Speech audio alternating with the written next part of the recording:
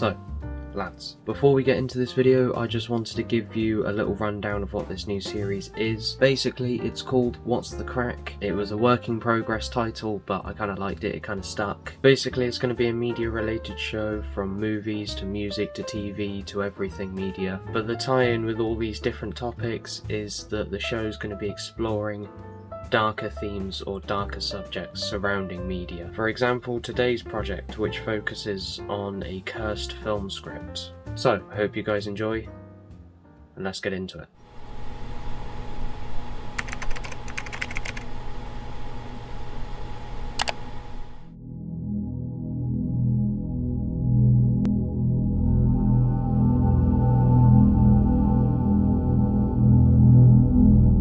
Atuk is a screenplay written by Toddroll based on the 1963 novel The Incomparable Atuk by Mordecai Richler. Due to reasons I will elaborate on throughout this video, the film was never made and remains shelved to this day. Whether or not it will ever be picked up again is unknown, but considering the lore around this screenplay, it's probably best left untouched. The film is a fish-out-of-water comedy of a proud, mighty Inuit hunter trying to adapt to life in the big city with satirical elements on racism, materialism, and popular culture. One notable adaptation is that in the original novel, the character was an Inuit from Baffin Island who gets sent to Toronto, whereas in the film adaptation, he is a native Alaskan Inuit who gets sent to New York City.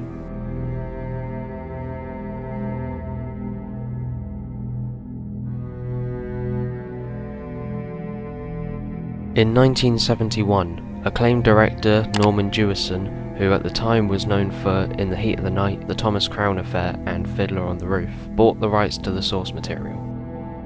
He planned to shoot the movie in Canada after completion of his hit film Jesus Christ Superstar. The first actor to be considered for Atuk was John Belushi, who read the script and showed great interest in the film in early 1982. At this point, Belushi was in his prime as an actor. He'd made a name for himself from Saturday Night Live, as well as films such as National Lampoon's Animal House, They took the bar! The whole fucking bar! and The Blues Brothers. 1, 2, 3, 4.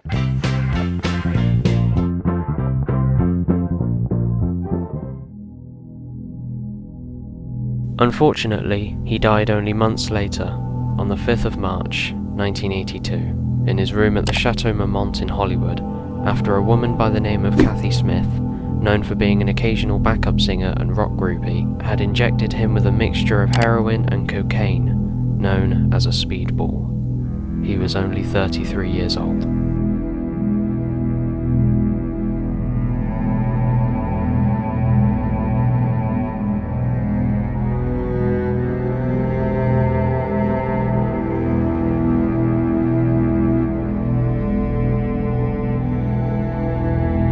After losing their lead, the film was put on hold until Sam Kinnison signed up in 1986. Production then began in 1988, but after just 8 days of filming, Kinnison himself put production on hold and began rewriting the script, later stating he'd been given creative control. When the studio got involved, Kinnison became very difficult to work with, and this sparked a lawsuit which would halt production on the film until 1992. However, during these negotiations, Kinnison would tragically die during a head-on traffic collision involving a 17-year-old drunk driver. Whilst in hospital, they could find no visible injuries, but Kinnison then reportedly began talking to himself, saying, "I don't want to die." His last words were, "But why? Okay, okay," and then he lost consciousness.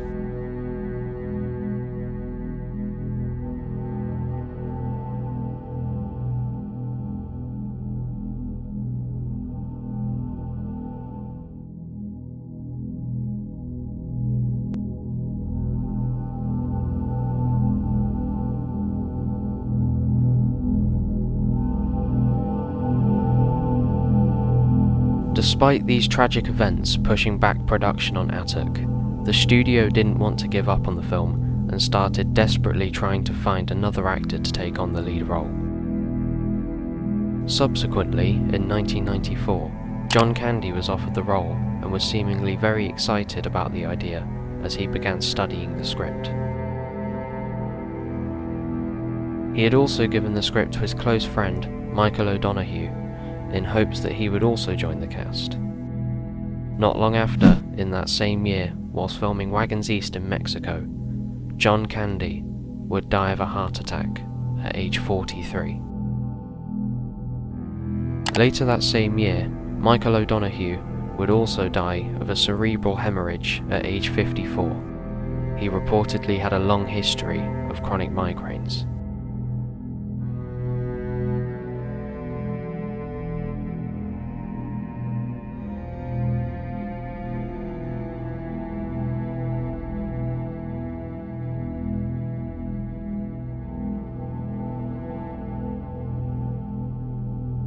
When 1997 rolled around, Chris Farley was offered the role and, knowing that his idol, John Belushi, had been offered the part years before, took a keen interest in the film.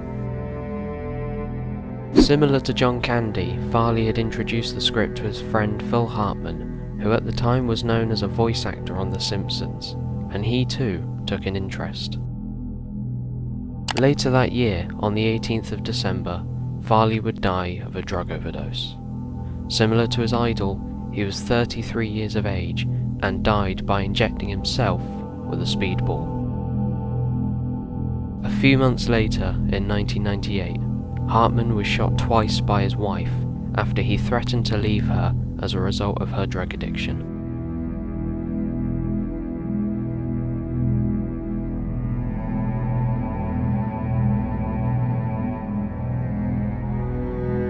According to an article from the Los Angeles Times in 1999, Todd Carroll stated that the idea of the script being cursed was news to him. He elaborated on this by stating, "No matter what anybody's impression was, I think it's either coincidence or practical explanation."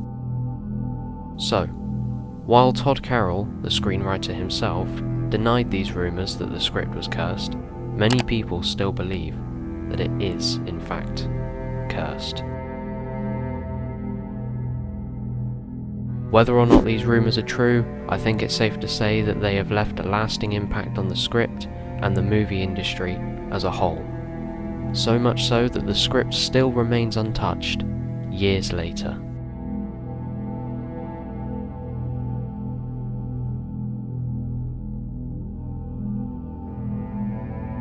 As well as the rumours surrounding the script, a lot of people speculate that the film would not be particularly popular if it was made today. That is, unless the studio decided to cast an Inuit actor as opposed to a white actor. Especially with the release of whitewashed films in recent years, it would be a very unpopular choice to have a white comedian play the role. With that and the events that have seemingly taken place as a result of the script, it's probably best the script be left alone. According to the same LA Times article, when Carroll stated that he hadn't heard plans to revive the script, it was much to his disappointment. He then went on to state that, with the right actor and right tone, it may have been a nice movie.